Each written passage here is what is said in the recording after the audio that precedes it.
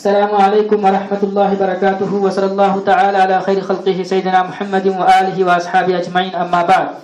محترم سامعین، آپ کے سامنے آیت نمبر 27 تلاوت کی گئی، جس میں اللہ فرماتے ہیں، فاسقین کی بارے میں بتا رہے ہیں کہ فاسق کون ہے۔ فاسق وہ ہیں جو اللہ سے پکا عہد کرنے کے بعد توڑ دیتے ہیں۔ جو فاسقین ہیں، گنہگار ہیں، جنہوں نے پکا عہد کر لیا، منافقین اس سے مراد ہیں، منافقوں نے پکا عہد کر لیا تھا، لیکن پھر عہد و پیمان کرنے کے بعد، وعدہ کرنے کے بعد وعدہ خلافی کی اور مسلمانوں کو دھوکہ دیتے رہے اور مسلمانوں کو پریشان کرتے رہے۔ تو اللہ فرما رہے ہیں کہ فاسقین وہ ہیں جو اللہ تعالیٰ سے پکا عہد کرنے کے بعد، پکا وعدہ کرنے کے بعد کہ ہم مسلمانوں کو دھوکہ نہیں دیں گے، ہم ایمان لے آئے، اس طرح کے کئی سارے انہوں نے معاہدے کیے تھے، لیکن انہوں نے ان وعدوں کا اور ان معاہدوں کا خیال نہیں رکھا، بلکہ ہمیشہ انہوں نے وعدوں کو توڑا۔ تو اللہ فرما رہے ہیں کہ یہی فاسقین ہیں جو اللہ سے پکا عہد کرنے کے بعد توڑ دیتے ہیں اور جن باتوں کو اللہ نے جوڑنے کا حکم دیا ہے اس کو کاٹتے ہیں اور زمین میں فساد پھیلاتے ہیں۔ 3 باتیں یہاں پر بیان کی گئی۔ ایک تو وعدہ خلافی کرتے ہیں، اور جن باتوں کو جوڑنے کا، رشتہ داری کو جوڑنے کا، اس طرح سے جن معاملات کو جوڑنے کا اللہ نے حکم دیا اس کو کاٹتے ہیں اور زمین میں فساد پھیلاتے ہیں۔ یہی لوگ خسارہ اٹھانے والے ہیں۔ لہذا ہمیں جو ہے اللہ کی بتائی باتوں کو ماننا چاہیے۔ پہلے بھی یہ باتیں آپ کے سامنے بیان کی گئی۔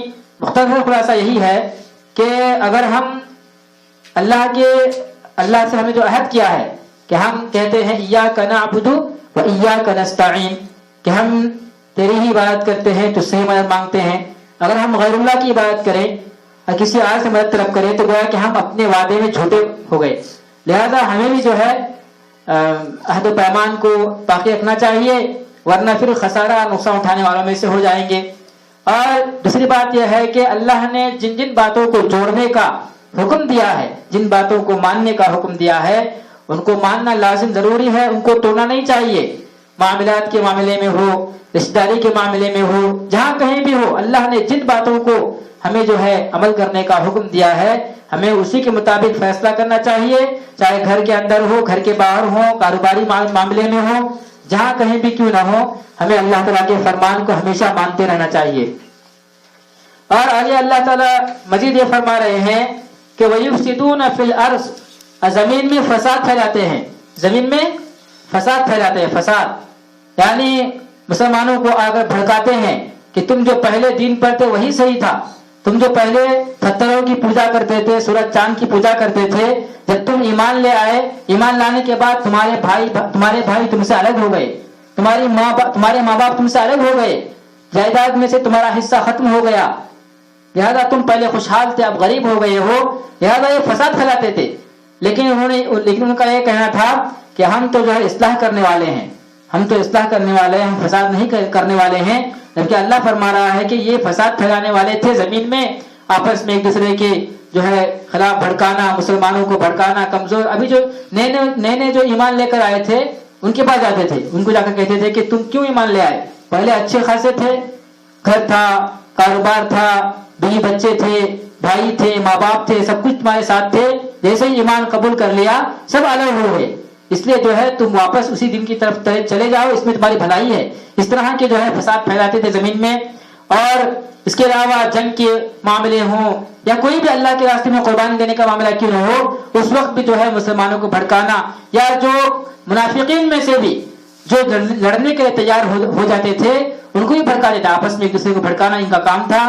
اور اللہ فرما رہے ہیں کہ یہی لوگ خسارہ اٹھانے والے ہیں، یعنی جو بھڑکانے والے ہیں، اللہ کے معاملات کو توڑنے والے ہیں، اور اس طرح سے جو ہے اللہ سے کیا وعدہ بھی توڑنے والے ہیں، یہی لوگ نقصان اٹھانے والے ہیں۔ آئیے اللہ فرمائے آیت نمبر 28 میں کیف تکفرون باللہ وکنتم امواتا فاحیاکم ثم یمیتکم ثم یحییکم ثم الیہ ترجعون۔ اللہ فرماتے ہیں کہ تم جتنا بھی گناہ کر لو، تمہیں ذرا اس بات پر غور کرنا چاہیے کہ تم کیوں انکار کر رہے ہو، تمہاری حقیقت کیا ہے اللہ نے ایک جگہ پر یہ بھی فرمایا کہ انسان کی مثال مچھر کے پر کے برابر بھی نہیں ہے، انسان کی مثال مچھر کے پر کے برابر بھی نہیں ہے۔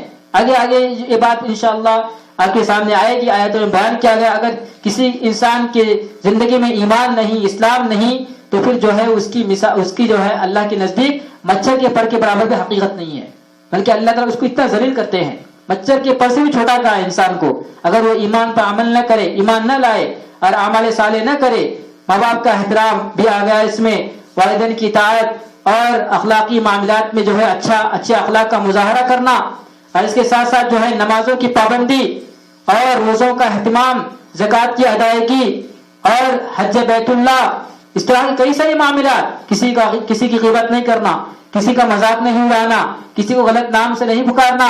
اللہ نے فرمایا وَلَا يَغْتَبْ بَعْضُكُمْ بَعْضًا أَيُحِبُّ أَحَدُكُمْ أَن يَأْكُلَ لَحْمَ أَخِيهِ مَيْتًا فَكَرِهْتُمُوهُ۔ تو اللہ نے فرمایا کہ ایک دوسرے کی غیبت نہ کرو، ایک دوسرے کی چغلی نہ کرو، ایک دوسرے کی باتیں ادھر کسی کی پیٹھ پیچھے ہم جو ہے بات کہتے ہیں کسی کے بارے میں، اس کو کہتے ہیں چغلی، چاہے اس کے اندر ہو یا نہ ہو، اگر نہ ہو تو وہ بہتان ہوگا، اگر کسی کے اندر کوئی برائی ہے کسی کو بتا رہے ہیں تو وہ چغلی ہوگی، اور یہ بھی گناہ ہے۔ اور اس سے بڑا گناہ یہ ہے کہ کسی کے اندر کوئی چیز نہیں ہے، کوئی بات نہیں ہے، ہم زبردستی اس کو بدنام کرنے کے لیے کہہ رہے ہیں کہ فلاں آدمی ایسا ہے ویسا ہے، اور اس کے اندر وہ باتیں نہیں ہے، تو اللہ نے کہا کہ یہ بہتان ہے اور اس کی سزا بہت سخت ہے۔ تو یہ سب چیزوں کو جو ہے ہمیں غور کرنا چاہیے کہ ان چیزوں سے ہم بچے رہیں، گناہ سے بچے رہیں، کسی کی غیبت نہیں کرنا چاہیے۔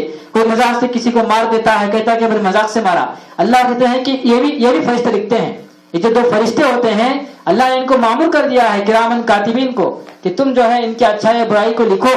لہذا مسلمان جو ہے ایک تو انسان محترم شخصیت ہے، اللہ نے اشرف المخلوقات بنایا انسان کو، پھر جس کے دل میں ایمان ہو، زندگی میں ایمان ہو، اس کا احترام سب سے زیادہ کرنا چاہیے۔ اللہ نے کہا کہ کسی انسان کو بھی اس کا حق نہیں ہے کہ وہ اپنے جسم سے جو ہے بنا کسی وجہ کے تھوڑا سا خون بھی نکالے، تھوڑا زخم بھی نکالے، اس کی بھی جو ہے اجازت نہیں ہے انسان کو، اس لیے کہ اللہ نے انسان کو بنایا ہے، وہ جسم اللہ کا ہے، لہذا اس کے بارے میں پوچھ گچھ ہوگی، اس کے بارے میں پوچھا جائے گا۔ اسی لیے تو میک اپ سے منع کرتے ہیں، عورتوں کو میک اپ سے اسلام میں اس لیے منع کیا گیا کہ اللہ نے فرمایا لقد خلقنا الانسان فی احسن تقویم، کہ ہم نے انسان کو اچھی صورت میں بنایا ہے، اب تم میک اپ بنا کر یہ ظاہر کر رہے ہو کہ ہم نے تم کو بدنما بنایا ہے، داغ والا بنایا ہے، اور جو ہے ہم نے تم کو خوبصورت نہیں بنایا، صحیح طریقے سے نہیں بنایا، اب تم جو ہے اس میں ملاوٹ کر رہی ہو۔ تو اس کے بارے میں اللہ تعالیٰ ان سے پوچھے گا اور کہے گا کہ اب تم جو ہے ہم تمہارے جسم کو بگاڑ رہے ہیں، اب تم صحیح بنا کے دکھاؤ۔ لہذا یہ بہت بڑی بات ہے، اس سے ہماری کئی ساری ماں بہنیں ناواقف ہیں، اور دنیا کی جو ہے پتہ نہیں اس میں کتنی ساری کیمیکل ملی ہوئی ہوتی ہیں، ناجائز چیزیں ملی ہوئی ہوتی ہیں، ہم اس کو سوچتے بھی نہیں، اور وہ ہمارے پیٹ میں بھی چلا جاتا ہے۔ اگر کوئی عورت اپنے ہونٹوں پر لپسٹک لگاتی ہے تو پھر جو ہے وہ چیز جو ہے ان کے اس میں چلی جاتی ہے، یعنی ان کے پیٹ میں چلی جاتی ہوگی، جس کی وجہ سے اعمال بھی خراب ظاہر ہوتے ہیں۔ زیادہ تفصیل میں نہیں جاؤں گا۔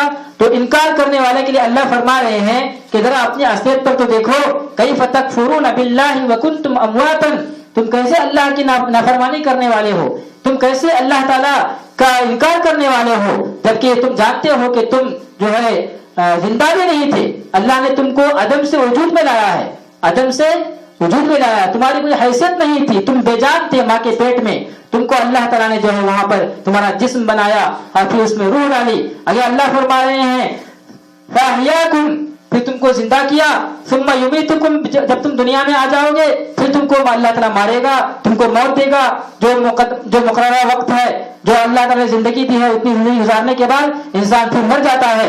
ثُمَّ يُحْيِيكُمْ، پھر آگے فرما رہا اللہ تعالیٰ پھر ایسا نہیں ہے کہ تم مر گئے، سڑ گل گئے، ختم ہو گیا، ایسا نہیں ہے۔ ثُمَّ يُحْيِيكُمْ، پھر اللہ تم کو زندہ کرے گا، ثُمَّ إِلَيْهِ تُرْجَعُونَ، پھر تم اللہ کے یہاں جو ہے لوٹائے جاؤ گے۔ لہٰذا اس بات کو ہمیں ذہن نشین کرنا چاہیے، ہم کوئی بھی گناہ کرنے لگیں سب سے پہلے یہ سوچنا چاہیے کہ ہم مریں گے تو جائیں گے اللہ کے پاس۔ یہاں تک کہ کوئی یہودی مرتا ہے، کافر مرتا ہے، جل کر مرتا ہے یا ڈوب کر مرتا ہے، کسی بھی حالت میں مرتا ہے جس کی لاش نہیں ملتی، تو اللہ کہتے ہیں کہ چاہے کسی بھی مذہب پر چلنے والا کیوں نہ ہو وہ لوٹ کر اللہ کے پاس ہی جاتا ہے. اس لیے ہمیں جو ہے بڑے ہی ڈر اور خوف کے ساتھ گناہوں سے بچنا چاہیے, اس لیے کہ ڈر اور خوف اللہ کا نہیں ہوگا تو انسان جو چاہے کرے گا. ایک جگہ پر شاعر نے کہا کہ اذا لم تستحی فاصنع بما شئت, اگر تمہارے اندر شرم نہیں ہے, تمہارے اندر حیا نہیں ہے, تمہارے اندر اللہ کا ڈر اور خوف نہیں ہے تو پھر جو ہے تم جو چاہے کر سکتے ہو. لہذا ہمیں اس سے پرہیز کرنا چاہیے. آج کی آیت نمبر 29 آخری آیت ہے, جس کا ترجمہ میں آپ کے سامنے بیان کروں گا. اللہ فرماتے ہیں هو الذي خلق لكم ما في الارض جميعا ثم استوى الى السماء فسواهن 7 سماوات وهو بكل شيء عليم. اللہ فرماتے ہیں کہ اللہ وہی ہے, یعنی تم کس کے پاس لوٹائے جاؤ گے؟ مرنے کے بعد انسان اللہ کے پاس جاتا ہے, اللہ کے پاس لوٹایا جاتا ہے. اللہ فرماتے ہیں کہ تم مرنے کے بعد سڑگل نہیں جاؤ گے, تمہارا جسم ختم نہیں ہو جائے گا, بلکہ اللہ کا تمہارا جو ہے معاملہ تم سے پوچھے گا تمہارے زندگی کے معاملے کے بارے میں. دنیا کے اندر جو اعمال کے اس کے بارے میں ضرور سوالات کرنے ہیں. منکر نکیر کا آنا قبر میں برحق ہے, اس کے بعد جو ہے محشر کے میدان میں جمع ہونا برحق ہے, اس کے بعد وہاں سے جنت میں یا دوزخ میں جانا بھی برحق ہے. لہٰذا اس پر ایمان ضروری ہے. تو اللہ فرماتے ہیں کہ اللہ تعالیٰ تو وہ ہے جس نے جو ہے تمہارے لیے زمین میں جو کچھ ہے تمہارے لیے بنایا. زمین میں جو کچھ چیزیں ہیں, یہ پھل فروٹ اور اس طرح کے جو ہے مکانات اور جو ہے ہیرے جواہرات, روپیہ پیسہ اور کپڑے, اس طرح کی زندگی گزارنے کی جتنی چیزیں ہیں, ہوا پانی, سب چیزیں اللہ نے بنائی ہیں. اور اللہ فرماتے ہیں کہ یہ کسی اور کے لیے نہیں تمہارے لیے بنائی ہیں. تو انسان جو ہے بڑا ہی غافل انسان ہے کہ پیسہ کمانے کی پیچھے اس طرح پڑا رہتا ہے جیسے کہ وہ اس کو حاصل کرنے والا ہے. اللہ فرما رہے ہیں کہ دنیا کی چیزیں کسی اور کے لیے تمہارے لیے بنائی گئی ہیں, تو انسان اس کی پیچھے کیوں پڑا ہوا ہے جبکہ اس کو حاصل ہونے والی ہے. اس کا مطلب یہ نہیں ہے کہ محنت نہیں کرنا چاہیے, کاروبار نہیں کرنا چاہیے, کرتے رہنا چاہیے, لیکن اللہ کے احکامات کو توڑتے ہوئے نہیں. نمازوں کا وقت ہو گیا, اپنی دکانوں کو بند کر دو. نمازوں کا وقت ہو گیا, اپنے کاروبار کو بند کر دو. نمازوں کا وقت ہو گیا, اپنے کھیل کود کو بند کر دو. یہ سب چیزیں اللہ تعالیٰ نے فرمائی ہیں. نمازوں کا وقت ہو گیا, گھر میں اگر کسی کام میں مشغول ہیں, عورتیں, ماں بہنیں اور ہمارے بھائی حضرات کسی اور کام میں مشغول ہیں یا کوئی سوئے ہوئے ہیں, تو ان کو اٹھائیے اور اپنا کام کو چھوڑ کر سب سے پہلے نماز پڑھیے. اس لیے کہ اذان میں یہی سب سے پہلے کلمات ہیں, اللہ اکبر اللہ اکبر, کہ اللہ سب سے بڑا ہے. یہ کوئی کام کاروبار اور گھومنا پھرنا کھیل کود بڑا نہیں ہے, بلکہ اللہ بڑا ہے, اللہ کی ذات بڑی ہے, اللہ کے احکامات بڑے ہیں. جو ان باتوں کو مانتا ہے وہ فوراً اٹھ جاتا ہے اور نماز کی طرف لپکتا ہے. آج جو دنیا کو سب سے بڑی چیز سمجھتا ہے, دنیا کو سب کچھ سمجھتا ہے, وہ اللہ کے احکامات کو چھوٹا سمجھتا ہے. اگر چھوٹا سمجھے گا تو پھر وہ نمازیں نہیں پڑھے گا, عبادت نہیں کرے گا اور اپنی اصلاح کی طرف دھیان نہیں دے گا, اور ایسے ہی ایک دن چلا جائے گا. تو اللہ کے نبی صلی اللہ علیہ وسلم نے فرمایا کہ تم نماز پڑھو اس سے پہلے کہ تمہاری نماز پڑھی جائے. تم نماز پڑھو اس سے پہلے کہ تمہاری نماز پڑھی جائے. کیا مطلب ہے اس کا؟ یعنی نماز پڑھو اس سے پہلے کہ تمہاری جنازے کی نماز پڑھی جائے. کئی سارے ایسے حضرات, اللہ تعالیٰ ان کو بخشے معاف کرے, سننے میں آیا کہ نمازوں کے پابند نہیں تھے, نماز نہیں پڑھی کبھی بھی. کبھی کبھار جمعے کو چلے آئے, اور کبھی کبھی ایسا بھی ہوتا تھا کہ جمعے کو بھی نہیں, جو ہے دو جو عیدیں آتی ہیں, عید الفطر عید الاضحیٰ میں نماز پڑھ لی. تو کتنے جو ہے اللہ کے یہاں پر ان کے لیے عذابات ہو سکتے ہیں. اللہ ان کو معاف فرمائے, ان کے جو ہے قبروں کو اللہ تعالیٰ نور سے بھر دے, ان کے سیئات کو ہمارے ساتھ مبدل فرمائے. ہم تو دعا کرنی چاہیے, لیکن کیا معاملہ ہو رہا ہے ان کے ساتھ اللہ ہی جانتے ہیں. لہٰذا ایسا نہ ہو کہ ہم غفلت میں رہیں اور موت کا فرشتہ آ کر ہماری روح نکال لے اور ہم جو ہے کچھ نہیں کر پائیں. ابھی کچھ دن پہلے ہمارے ادھر میرا جہاں پر کمرہ ہے اسی کے قریب جو ہے ایک ہمارا ہاسپٹل ہے, العبیر نام کا ایک ہاسپٹل ہے. وہاں پر جو ہے ایک پاکستانی چلا گیا, اس نے جو ہے ڈور اوپن کیا, ہاسپٹل کا ڈور اوپن کر کے اندر چل کے تھوڑی دیر بیٹھا ہی تھا کہ اس کی موت ہو گئی. کہتے ہیں کہ ابھی یہ چل کر جو ہے بالکل ہٹا کٹا تھا, چلتا ہوا گیا اور وہاں بیٹھ گیا, وہیں انتقال ہو گیا. تو موت کا کوئی بھروسہ نہیں ہے, وہ سوچ کر بھی نہیں آیا ہوگا کہ میری موت ہوگی. تو موت کے لیے کوئی بھی نہیں. یہ جو گرنا پڑنا اور جو ہے ایکسیڈنٹ ہونا یا ہارٹ فیل ہونا یا کینسر کی موت ہونا, یہ سب جو ہے ذریعہ ہے, بہانہ ہے. لیکن اللہ تعالیٰ بغیر بہانے کی بھی انسان کو لے سکتا ہے, اپنے پاس دے سکتا ہے. لہٰذا ہمیں موت سے غافل نہیں رہنا چاہیے. جو دنیا میں موت سے غافل ہے سب سے بڑا گنہگار ہے اور سب سے بڑا بیوقوف ہے. تو یہی سمجھتا ہے کہ دنیا میں ہمیشہ رہنا ہے. اس آیت کی آخری تفسیر اس کے بعد آپ کے سامنے مختصر 5-10 منٹ میں جو ہے نصیحانہ الفاظ کہے جائیں گے. السلام علیکم ورحمۃ اللہ وبرکاتہ.